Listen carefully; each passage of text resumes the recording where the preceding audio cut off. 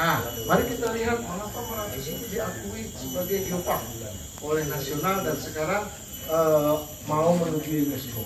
Ada kejadian yang luar biasa apa dan bernilai internasional di sini. Ceritanya itu dimulai sekitar 200 sampai 150 juta tahun yang lalu ketika dulu Kalimantan, Jawa, Sumatera, Malaysia, Thailand itu masih bersatu, disebut sebagai benua Sundaland, masih bersatu, kita belum terpisah. Nah, itu di masa itu masih hidup dinosaurus dan sebagainya. Menurut ahli geologi nih, ada ulun, kita ulun kisahkan kembali, ulun kata ahlinya, itu benua Asia itu bertumbukan dengan benua Australia. Jangan ragukan anunya, bahasa kredibilitas. Mereka ini orang-orang lingkungan seberapa? Masuk Pak. Ya silakan duduk. Pak Bagong ini pengusaha sukses di Banjarmasin. Beliau kita belum plus bunga, plus denda, plus biaya administrasi, plus geopark itu terdiri dari dua kata, geo dan park. Geo itu dari bahasa dari Yunani, geo itu ibu, berasal sebetulnya dari kata ibu. Nah, kita menyebutnya ibu pertiwi ini. Nah, sekarang geo itu dalam bahasa Inggris disebut sebagai bumi. Kemudian park itu artinya dalam bahasa Inggris adalah taman. Jadi secara harfiah geopark itu adalah taman bumi. Ya. Jadi kalau lengkapnya geopark itu adalah sebuah kawasan yang tunggal atau sendiri, single, ya, atau terpadu, banyak, itu terpadu, ya, yang memiliki sejarah kebumian, ya, sejarah kebumian yang bernilai luar biasa dan internasional, ya, dikelola secara holistik, memadukan konsep perlindungan, pendidikan, dan pembangunan berkelanjutan, di mana masyarakat setempat diajak berpartisipasi, berperan. Jadi peran masyarakat.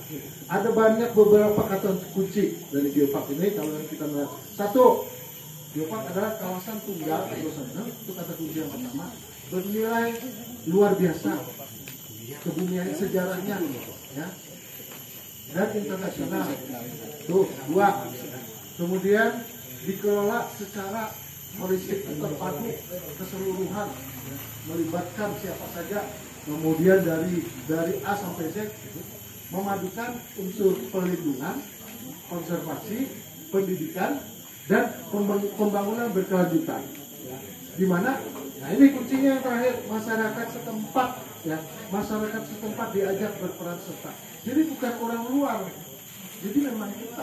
Jadi di desa pimpinan,nya memang harus masyarakat desa pimpinan yang mengelola desa. Orang luar hendak kita silakan, tapi lewat tiang-tiang. Ya, nah ini secara anunya ya. Jadi sekali lagi geo di sini bukan hanya bicara batu, tapi sejarah buminya. Karena Allah menjelaskan mengapa sejarah Meratus ini luar biasa. Karena Allah jelaskan. Berikutnya, nah tadi taman bumi tadi ya, ada warisan bumi berupa batuan. Ya. Ini salah satu contoh kita ambil di Taura. Batu ini unik, bentuknya kayak sisik ular kalau melihat sepintas. Ya. Tapi di atas batu ini tumbuh hutan. Di Kahung tuh, nah hutan yang Singabatan itu batunya unik. Ya, silakan Pak. Nah ini Ketua KBBM. Selamat datang Pak. Ambilkan bumi berupa batu-batuan. Ada warisan budaya berupa bangunan-bangunan arsitek, bangunan. Jangan pian-pian kada isi warisan budaya di sini meskipun kada ada bentuk rumah Banjar. Itu rumah panggung nang di desa Kilingan, nang di pinggir-pinggir pulau, nang pihannya tinggi-tinggi. Nah, itu sebetulnya warisan budaya kita. Nah, itu bagian dari warisan budaya. Itu akan kita nanti benahi, ya. Itu menjadi salah satu desa yang permukiman yang menarik karena ada semua rumah di dunia ini berisi tiang-tiang yang tinggi-tinggi kayak itu ya. Dari ulin pulang. Ulin itu ditanam di mana? 500. Kemudian warisan tak benda ada tarian, ada nyanyian dan sebagainya. Kemudian ada warisan alam berupa binatang, tumbuhan, ada anggrek dan sebagainya. Nah, ini saling berinteraksi. Kada boleh hanya ini aja atau ini saja atau ini aja, tapi kesemuanya saling berinteraksi. Siapa yang berinteraksinya? Kita lanjut ke next slide berikutnya. Nah, ya, salah satu konsepnya, bukan salah satu, prinsip dari pengelolaan geopark adalah pembangunan berkelanjutan. 3 pilar pembangunan berkelanjutan. 1, lingkungan. 2, sosial atau budaya atau tradisi atau kehidupan masyarakat. 3, ekonomi. Dalam konsep geopark, pembangunan berkelanjutan inilah sebagai prinsip utama. Ya, yang pertama tadi makanya dulu, ayo kita lestarikan lingkungan kita, kemudian kita merawat tradisi kita, kehidupan sosial kita, budaya kita. Selanjutnya kita mendapat manfaat ekonomi ya dari dua hal ini, yaitu mensejahterakan kita. Ya, kalau ini kita laksanakan secara seimbang, kita kadang merusak lingkungan, kita kadang menghilangkan tradisi, malah kita dapat duit.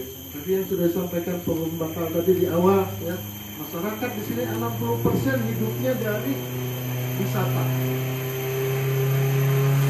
Kalau masyarakat kemudian bangga, ya kalau kian bangga kalau bisi alam yang bagus ini didatangi orang, kian menceritakan. Kemudian pian bangga kalau ada tarian atau nyanyian yang pian sampaikan di sini, ya, yang bisa pian tunjukkan lawan wisatawan di sini. Pian bangga dengan iwak yang pian budidayakan di sini. Pian bangga dengan kapal-kapal pian. Akhirnya pian itu akan bangga. Dengan bangga itulah kemudian geopark ini hidup. Nah itu, ya. Nah ini yang tujuan dari geopark ini. Nah, ya, ini contoh ulun ambil contoh ketika kita salah satu contoh presiden itu apa ya, sekjennya UNESCO untuk geopark, ya, beliau melihat orang Prancis, begitu melihat dodol wajar. Pembuatan dodol ini adalah salah satu contoh dari pengelolaan geopark yang baik. Kenapa? Pertama, bahan dodol itu dari nyiur, gulanya dari aren.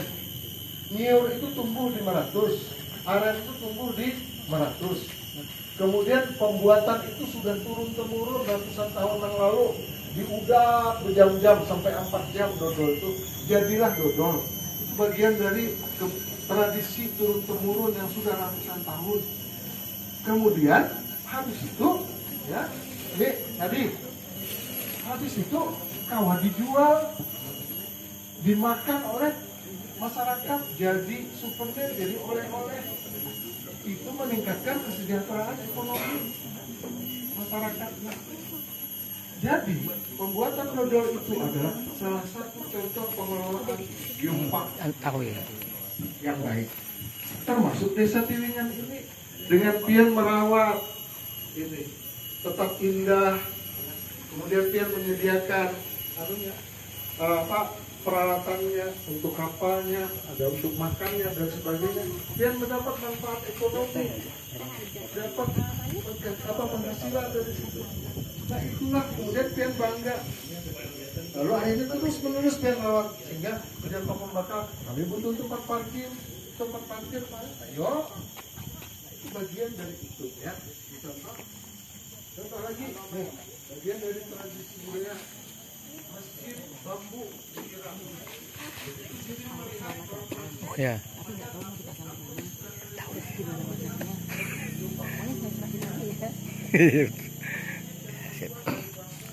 Ya, ini kayak bukanan nih. Tiwangan lah. Nah, tiwangan lama lah. Wah, tiwangan lama nah.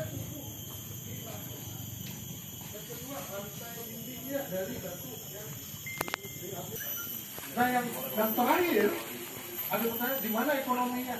Akibat ada ini Jar, turis datang mau foto-foto, lalu ini perlu makan, lalu tuh hidup tuh warung-warung yang ada di pinggir-pinggir ini. Itu Jar prinsip geopark itu. Tinggal ikan tata warung-warung itu, tinggal ikan mendaki parkir sudah ada. Tinggal ikan andaki informasi-informasi menceritakan tadi bahwa bambu itu tumbuh itu ya. Nah ini salah satu contoh yang di Banjarmasin di Batola. Pusat riset bekantan yang dikelola oleh sahabat bekantan Indonesia, kawan-kawan kita ya. Ini Pak Ali juga baik. Ini tujuannya pertama-tama menyelamatkan bekantan. Bekantan itu ada di Kalimantan, ada di lain-lain. Itu bagian dari bekantan.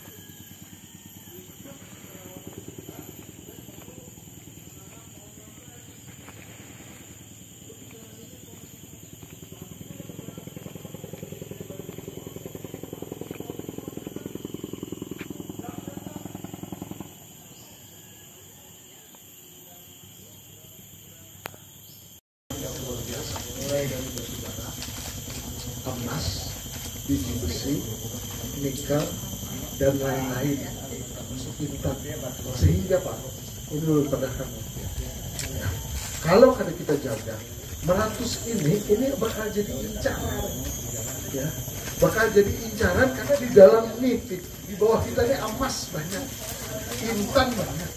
Selamanya kalau kan kita bujur-bujur menjaganya, merawatnya, ada forumnya, ketuanya kebetulan Pak Julpani. Jadi kami dalam setiap beberapa bulan sekali kami melakukan pertemuan-pertemuan. Pernah juga di PLN pertemuannya, pernah di Mandiangin, pernah juga di desa ini ya, kalau nggak salah ada pernah juga. Jadi sudah beberapa kali lah kami pertemuan, ada 7 objek wisata termasuk Matangkaladan, kemudian Bukit Batas, Paau, Belangian, semua objek wisata yang dikelola masyarakat untuk memberikan legalitasnya kami fasilitasi dengan PKS, perjanjian kerjasama. Jadi kegiatan masyarakat itu tetap legal gitu karena sudah ada PKS dengan Tahura. Nah untuk Pokdarwis dengan Lamas Patangkaladan, Pesanarian Kanan, namanya Pokdarwis Pesanarian Kanan. Saya ingin menekankan ya kepada Pak Pembakal dan kemudian pada ketua kelompok agar kinerjanya ditingkatkan lagi. Karena ini sudah pernah booming dulu tahun 2018, 2019 gitu. Jadi pastinya SDM yang ada di sini sudah tahu lah cara-cara pengelolaan. Namun sabta pesonanya Pak, yang pian harus resapi di dalam hati. Ada 7 sabta pesona yang mungkin saat ini pian belum benar-benar melaksanakan. Karena keberlanjutan sebuah objek wisata itu, dia ingin maju atau tidak itu tergantung cara kita menerapkan sabta pesona. Pertama misalnya harus bersih. Orang tidak akan datang kembali kalau melihat tidak bersih. Aman. Terus apalagi indah. Nah kalau kada bersih kayak mana indah kan. Terus apalagi ramah. Nah, ramah juga mulai dari tukang ojek, kemudian sampai ke petugas wisatanya harus ramah dengan pengunjung. Dan jangan mahal, Pak. Nah, jadi harus ada tarifnya harus jelas. Jadi misalnya kayak apa misalnya pengunjung hendak datang ke Matangkaladan, kalau misalnya kapalnya larang, misalnya parkir larang, ojek larang. Nah jadi itu kalau kita ingin membangun objek wisata ini itu harus sama-sama kita Pak. Konsep artinya kita harus sepakati Pak Pembakal, misalnya harga-harga itu berapa gitu. Jadi pian jangan sampai misalnya Pokdarwis sudah capek-capek membersihkan di atas, sekalinya harga yang datang karena pengunjung lebih memilih ke tempat lain yang mungkin ada lebih murah dari segi biaya, kemudian ada yang lebih bersih, misalnya di atas kada bersih, pengunjung koler juga datang ke atas. Nah jadi tolong masalah sabta pesona ini agar benar-benar sadar wisata dan sabta pesona. Jadi pian harus sadar bahwa lokasi Desa Pian ini memiliki potensi wisata yang sangat besar dan bisa dikembangkan. Harus sadar dulu. Setelah itu baru terapkan wisata pesona. Karena objek wisata yang tidak menerapkan wisata pesona itu jangan harap bisa berkelanjutan. Jadi itu kata orang pariwisata sih Pak, bukan kata saya. Iya tuh sudah. Sudah. Ayo, bola sambal. Nanti kita datang lagi ke sini. Kijing lom pipi. Kijing lom pipi. Satu aja bisa bola sambal yang nyaman. Orang datangan, Mai. Apalagi kita di sini para kelon tiram. Tahu lah tiram kok. Assalamualaikum warahmatullahi wabarakatuh. Waalaikumsalam warahmatullahi wabarakatuh. Nah, kebetulan kita ketemu dengan Ketua Pokdarwis. Iya. Pokdarwis apa enggak ya? Pesona Riam Kanan. Pesona Riam Kanan siapa enggak nih, Kam? Taisir. Taisir lah. Pesona Riam Kanan wilayahnya mana ya? Pokdarwis Kam ini apa aja? Tanya. Wilayah kerja Pokdarwis Kam ini di mana-mana aja? Di Tiwingan Lama. Di Tiwingan Lama. Apa yang Ikam andalkan di Tiwingan Lama nih? Ya, yang jelas kan menurut keterangan para pengunjung itu termasuk Raja Ampatnya Kalimantan Selatan ya, Matang Keladan. Raja Ampat ya. Untuk memanjakan mata aja sebenarnya tuh. Oh iyalah. Lawan di samping itu kan ada udaranya yang cukup nyaman untuk kita bernapas gitu. Oh gitulah. Nah lalu andalan lain tuh selain di puncak Matang Keladan tuh apalagi yang bisa yang Ikam jual sebagai wisatawan di sini apa aja? Ya yang jelas kan di daerah kita sini kalau khususnya untuk Riam Kanan ini ada wisata-wisata pemancingan. Ya terus. Ya, termasuk ya banyak lah. Ada juga wisata-wisata Pulau Pinus. Kemudian di Desa Tiwingan Lama ini kan sudah ada juga mungkin ada beberapa bulan lagi itu dibuka untuk wisata pemancingan. Oh, wisata pemancingan. Wisata pemancingan yang berada di Desa Jungur Lake. Nah, lalu dari Banjarmasin itu ke Tiwingan Lama ini nyaman aja kah jalannya? Alhamdulillah nyaman, tapi kalau kita untuk ke pemancingan sana itu kita harus naik kapal dulu sekitar 15 menitan lah kalau kasih. Nah, tapi kalau untuk ke Keladan kita sampai ke pelabuhan kita hanya untuk memakai jasa ojek.